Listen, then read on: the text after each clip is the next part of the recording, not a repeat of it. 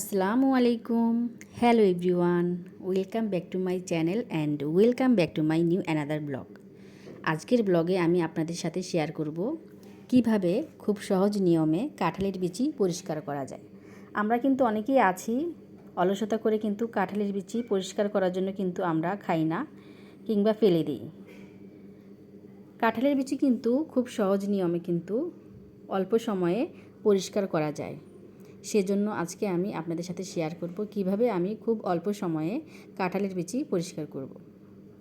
আমি এখানে কাঁঠালের বিচিগুলো ভালো করে ধুয়ে তারপর নিয়েছি। তারপর এখানে আমি কিছু কুসুম গরম পানি অ্যাড করব। খুব গরমও না, খুব ঠান্ডাও না, হাতে সওয়া যায় এরকম গরম পানি। আর এর মধ্যে আমি কিছু বেকিং পাউডার 1 চামচ পরিমাণ বেকিং পাউডার দিয়ে আমি 20 মিনিট পর ফিরে আসব। আর 20 মিনিট এটা ভালো করে কিন্তু অ্যাড হয়ে যাবে, বিচিটা সফট হয়ে যাবে। তো আমি কিন্তু 20 মিনিট পর ফিরে এসেছি। এখন একটা বিচি নিয়ে আপনাদের সাথে দেখাচ্ছি এটা কেমন হয়েছে।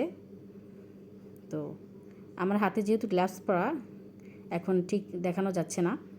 আমি এটাকে অফ ক্যামেরায় ভালো করে একটা নেট জালির সাহায্যে এটাকে কিছু সময় একটু ডলার দিয়ে কিন্তু পরিষ্কার করে নিয়েছি। এখন দেখুন আমার কাঁঠালের বিচিগুলো কেমন পরিষ্কার হয়েছে। আসসালামু আলাইকুম, আল্লাহ হাফেজ।